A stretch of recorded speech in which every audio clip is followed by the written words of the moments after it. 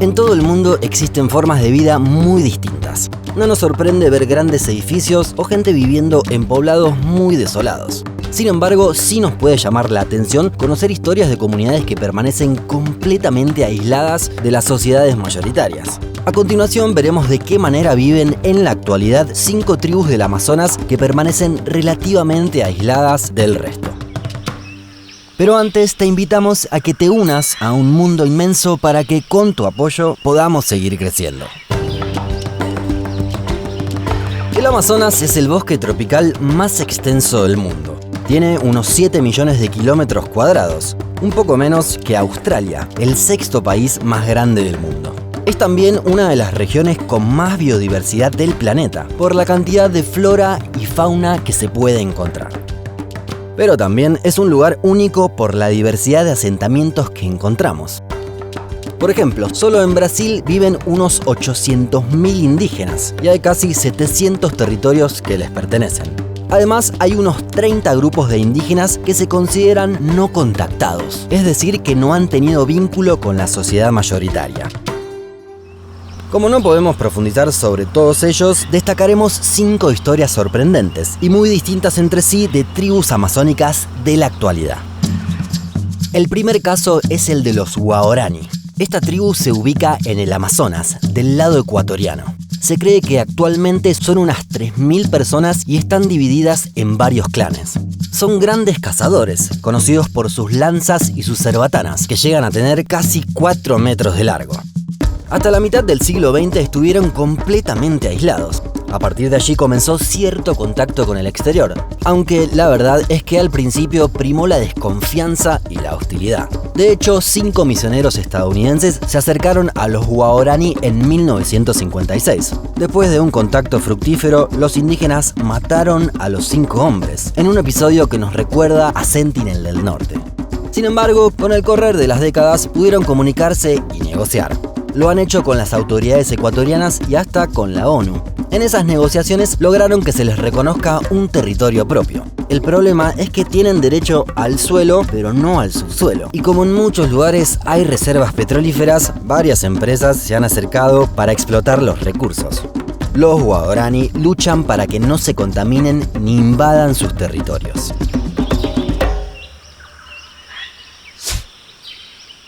Los Kawajiba son uno de los grupos con menos contacto y es muy poco lo que se sabe de ellos. Se encuentran en el municipio de Colniza, en el Mato Grosso. Se cree que tienen unos 300 años de historia, pero recién fueron registrados oficialmente en 1999. En las veces en que se contactaron con ellos no se vio una gran voluntad de integración, sino al contrario. Tal vez porque sufren la tala indiscriminada de su hábitat natural, que les deja cada vez menos espacio para asentarse. De hecho, tenían desde 2001 un área protegida, pero luego fue revocada esa protección. En 2011, un miembro de FUNAI, que es la Fundación Nacional del Indio y pertenece al gobierno de Brasil, logró hacer contacto con ellos y obtuvo estas imágenes.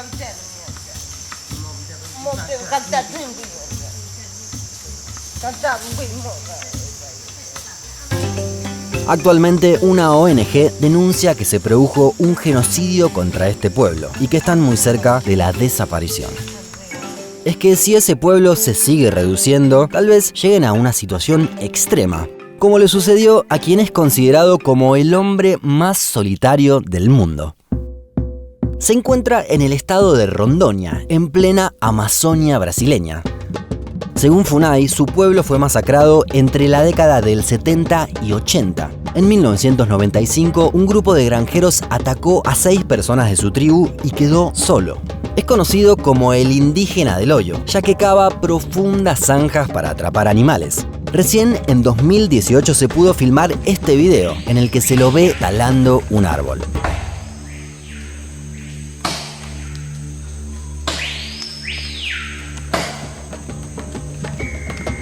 Se cree que tiene alrededor de 50 años y ha optado por mantenerse completamente aislado desde hace más de 2 décadas. Un caso llamativo es el de los Cuicuru. Son algo más de 500 personas y viven protegidos en el Parque Indígena Xingu, en el estado de Mato Grosso. A diferencia de otras tribus, los Kuikuru han abrazado a la tecnología. Cuentan con una antena parabólica y un generador eléctrico, pero además tienen computadoras y teléfonos inteligentes. Por eso es que sabemos tanto de ellos, ya que se filman y lo suben a internet. Tienen WhatsApp y redes sociales, por lo que se comunican con el mundo con facilidad. El tema es que desde que irrumpió la tecnología en la comunidad, han cambiado los hábitos. Modificaron sus vestimentas y costumbres y adoptaron prácticas de otros lugares. Incluso el idioma propio empezó a retroceder, ya que muchos niños aprenden más portugués que la lengua local. Algunos de los más grandes creen que se está perdiendo la historia de los Kuikuru de esta forma.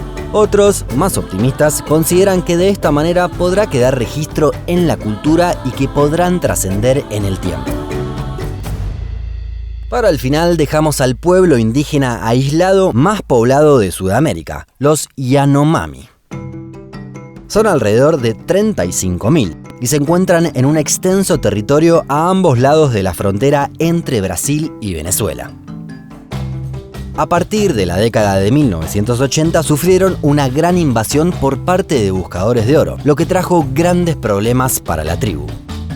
Si bien los gobiernos establecieron zonas para que puedan desarrollarse, el contacto con gente de afuera les ha llevado enfermedades y perdieron parte de sus tierras. Entre algunas de sus características más distintivas se puede señalar su muy baja estatura y el canibalismo endogámico. Es decir, cuando se muere una persona, sus familiares creman sus huesos y luego ingieren las cenizas. Esto constituye para ellos un ritual sagrado. Esta tribu tuvo una historia de amor poco convencional. Un antropólogo estadounidense llamado Kenneth Good viajó a la tribu en 1975. Después de unos meses de trabajo de campo, decidió quedarse a vivir con los Yanomami, y en total fueron 12 años. En ese tiempo contrajo matrimonio con Yarima, una joven del lugar, y tuvieron 3 hijos. Sin embargo, Kenneth debía regresar a Estados Unidos. Lo hizo con su mujer y sus hijos y se instalaron en Nueva Jersey. El impacto para Yarima fue enorme, ya que no estaba acostumbrada ni siquiera a los espejos, y los ascensores le parecían magia. Se adaptó y vivió algunos años allí, pero luego decidió volver sola a la selva, con su gente. Uno de sus hijos, David, decidió buscar a su madre después de muchos años. En 2011 logró los permisos para entrar en la zona restringida y se reencontró con Yarima después de 2 décadas. A través de un teléfono satelital logró que su mamá y su papá se reencuentren.